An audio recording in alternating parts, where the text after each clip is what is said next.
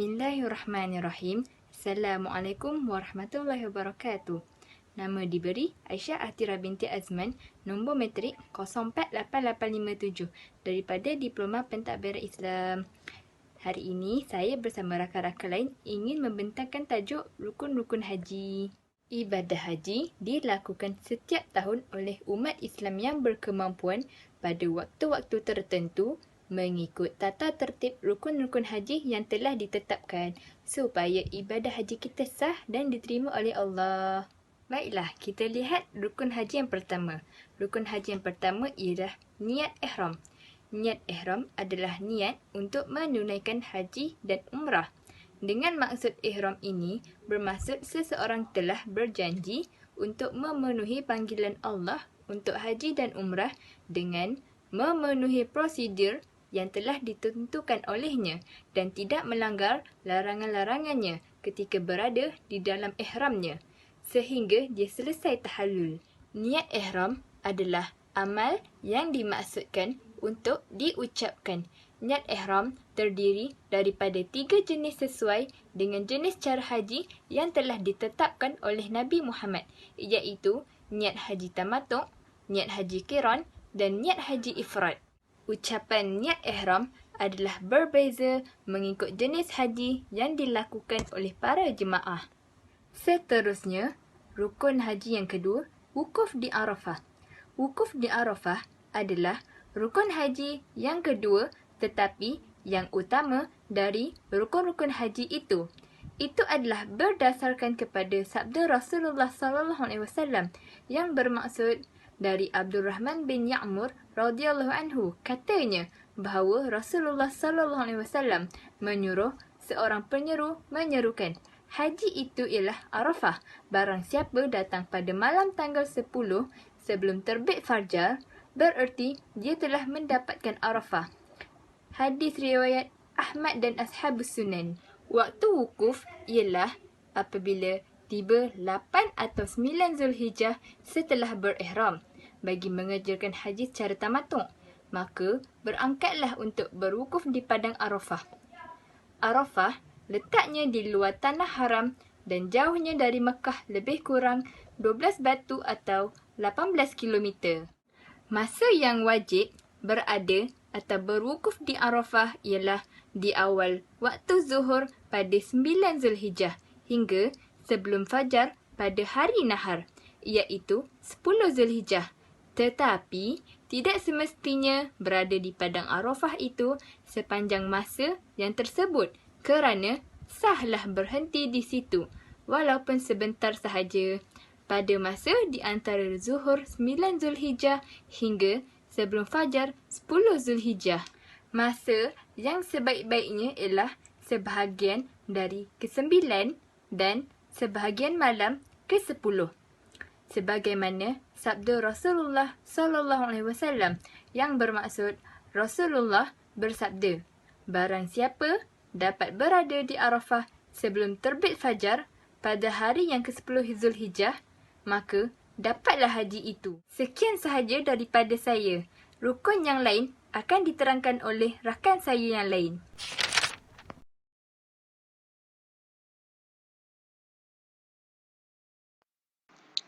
Bismillahirrahmanirrahim. Assalamualaikum warahmatullahi wabarakatuh. Saya Nur Syafiqah binti Syafri, nombor matrik 048165. Alhamdulillah, pada hari ini saya ingin membentangkan tentang syarat sah tawaf ifadah. Tawaf ifadah merupakan salah satu daripada rukun haji dan umrah. Terdapat 8 syarat sah tawaf ifadah yang akan saya terangkan pada hari ini. Okey, berdasarkan firman Allah, A'udzu billahi minasyaitonir rajim. Falyatawafu bil baitil atiq. Yang bermaksud, dan hendaklah mereka yang tawaf akan Baitullah, iaitu Kaabah yang tua sejarahnya. Begitu jugalah perbuatan Rasulullah SAW sebagaimana yang disebut dalam hadis Jabir radhiyallahu anhu yang telah diriwayatkan oleh Muslim. Oleh itu, marilah kita lihat syarat sah tawaf ifadah. Yang pertama ialah 7 pusingan. Yang ini yang bermaksud tawaf yang dilakukan hendaklah sebanyak 7 pusingan, tidak kurang walaupun sedikit pun. Namun demikian, jika seseorang itu ragu-ragu akan bilangan pusingan tawafnya, maka ia perlulah mengambil bilangan yang paling sedikit dan menambah pada bilangan pusingan tawafnya, sama seperti mana jika seseorang itu terlupa pada bilangan rakaat solatnya. Yang kedua, dijadikan Kaabah di sebelah kiri.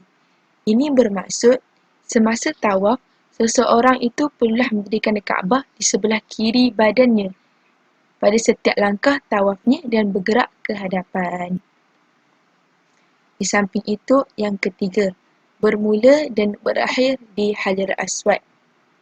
Ini bermaksud seseorang itu melakukan tawaf di Hajar Aswad dengan Kaabah di sebelah kiri badannya. Maka jika dimulai selain daripada Hajar Aswad, contohnya seperti pintu Kaabah, maka tawafnya itu tidak dikira dan seseorang itu perlulah mengulanginya semula. Seterusnya, yang keempat. Yang keempat ialah menutup aurat. Menutup aurat dalam menunaikan tawaf sama seperti mana jika seseorang itu ingin menunaikan salat. Contohnya, bagi seorang lelaki, auratnya ialah daripada pusat sehingga lutut. Manakala bagi seorang perempuan, auratnya perlulah menutupi seluruh anggota badannya kecuali muka dan juga telapak tangan. Yang kelima, iaitu suci. Yang bermaksud, seseorang itu perlulah suci daripada hadas besar, hadas kecil, juga suci daripada najis pada badannya, pakaiannya dan juga tempat tawafnya. Namun demikian, jika terdapat najis di tempat tawaf yang umumnya dilalui oleh orang ramai, maka ia dimaafkan. Yang keenam, tawaf tersebut mestilah dilakukan di dalam Masjidil Haram, iaitu posisi orang yang tawaf tidak boleh keluar daripada bahagian Masjidil Haram meskipun terdapat perluasan masjid. Hukumnya masih sah melaksanakan tawaf di dalamnya asalkan masih termasuk di dalam kawasan Masjidil Haram. Oleh itu, tawaf itu masih sah walaupun ia lebih tinggi daripada Kaabah atau terdinding di antara Kaabah dan juga tawafnya. Seterusnya, yang ketujuh. Yang ketujuh ialah niat. Seseorang itu perlulah mempunyai niat tawaf yang betul dan juga kekal. Tidak boleh seseorang itu mempunyai tujuan lain selain daripada tujuan tawafnya. Contohnya seperti ketika tawaf, ia berjalan laju untuk elak daripada bersentuhan sesama ajnabi ataupun seseorang itu lari daripada pengutip hutang. Maka jika niat seseorang itu telah lari ketika tawaf, maka tawafnya tidak sah dan perlu mengulanginya semula. Dan juga yang terakhir, tidak berpaling. Yang ini bermaksud seseorang itu tidak boleh berpaling kepalanya daripada tempat lain. Sekiranya seseorang itu berpaling ke tempat lain, maka terputuslah tawafnya seperti orang yang berhutang satu rukun haji. Maka seseorang itu perlu mengulangi tawafnya semula agar tawafnya itu sah. Demikianlah syarat-syarat bagi tawaf ifadah yang dapat saya terangkan. Sekian, wabillahi taufiq wal hidayah. Wassalamualaikum warahmatullahi wabarakatuh.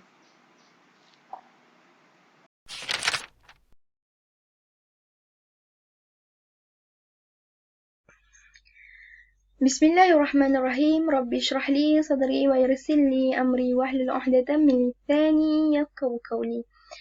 Assalamualaikum warahmatullahi wabarakatuh. Diharap semuanya sihat sejahtera.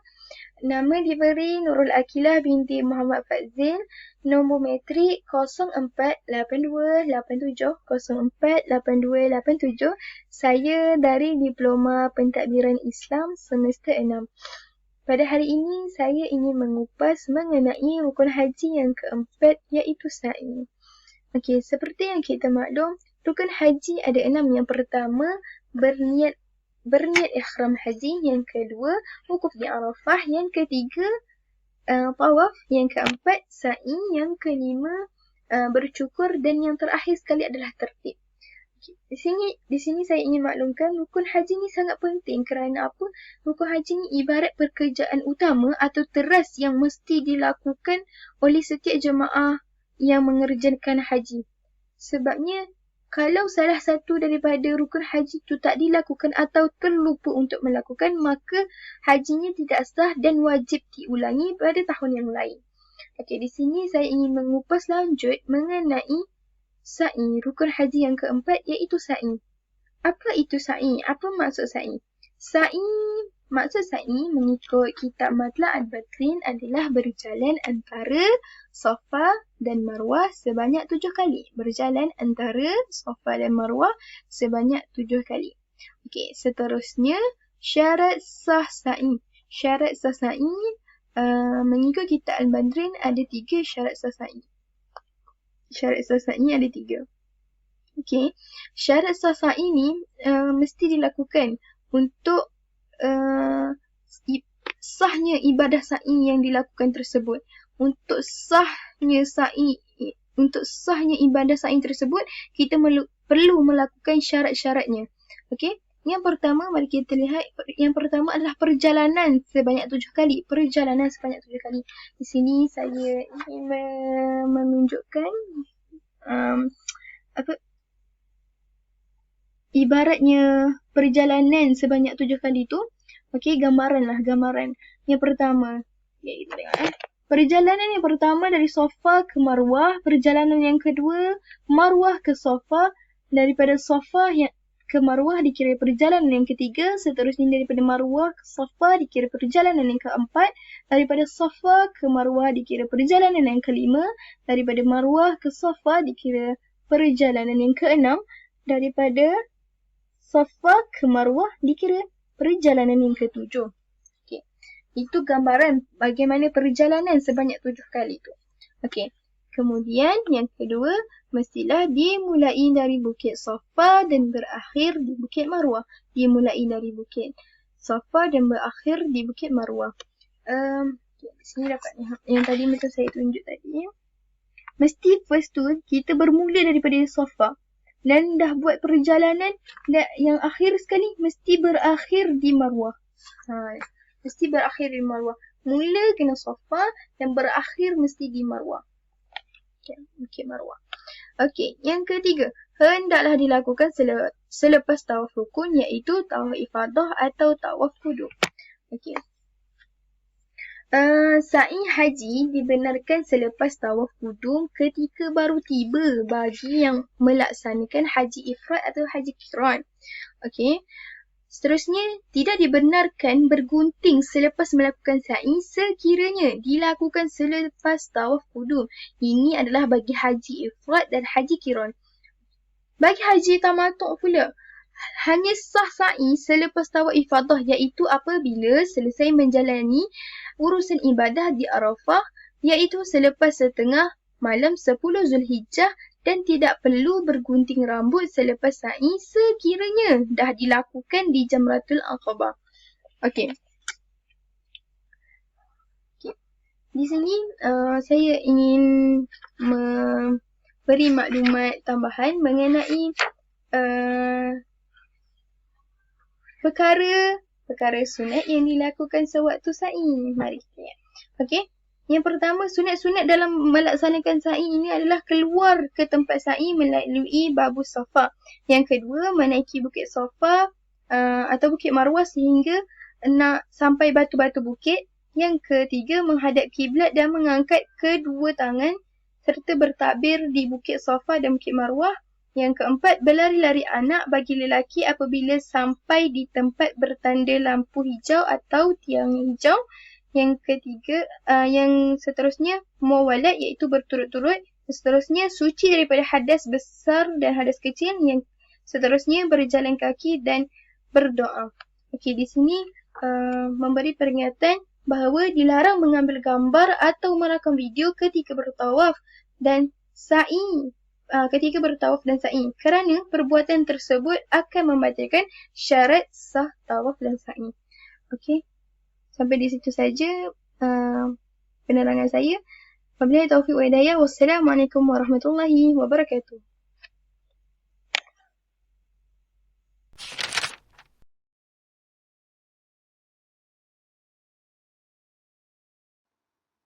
Bismillahirrahmanirrahim. Nama diberi ialah Husna binti Muhammad Nur Azman daripada Diploma Pentadbiran Islam. Nombor matrik 048386. Rukun haji dan umrah terbahagi kepada 6 perkara wajib yang perlu seseorang yang melakukan haji dan umrah itu ikut dan tidak boleh ditinggalkan sesuka hati. Rukun haji dan umrah yang kelima ialah bersyukur. Bersyukur atau kita kenali sebagai bertahalul ialah satu perbuatan memotong 3 helai rambut di kepala dengan menggunakan peralatan memotong yang sesuai. Peralatan memotong yang sesuai seperti pisau, pencukur, mesin gunting rambut, gunting dan sebagainya. Bagi lelaki dan perempuan, mereka perlu melakukan bercukur. Namun bagi perempuan ada sedikit kelonggaran, iaitu seperti dengan memotong helaian rambut sahaja dan mempunyai had yang tersendiri agar tidak menyerupai seseorang lelaki. Bilakah perlu kita melakukan bercukur ataupun bertahalul? Baik, bercukur dan bertahalul boleh dilakukan selepas daripada melontar jamrah di Aqabah pada tarikh selewat-lewatnya 10 Zulhijjah. Bagi mereka yang botak ataupun tiada rambut di kepala, terutamanya bagi jemaah lelaki, mereka boleh melalukan sahaja alatan mencukur itu di kepala untuk melengkapi syarat dan tidak perlulah dikikis kulitnya. Rukun haji yang keenam ialah tertib, iaitu didahulukan niat ihram daripada rukun-rukun yang lain. Sesuai kita katakan, tertib ialah melakukan perkara utama kita dahulukan. Manakala perkara yang kemudian kita kemudiankan, iaitu sesuai juga dengan rukunnya, iaitu kita perlu mengikut aturan. Yang pertama, mestilah niat ihram haji dan umrah di Miqat, diikuti dengan wukuf di Arafah, diikuti dengan tawaf di Baitullah, diikuti dengan sa'i, lalu diikuti dengan bercukur dan akhir sekali tertib. Namun begitu, rukun-rukun haji dan umrah bagi mereka yang melakukan tahallul awal, mereka boleh bercukur sebelum mengerjakan rukun tawaf.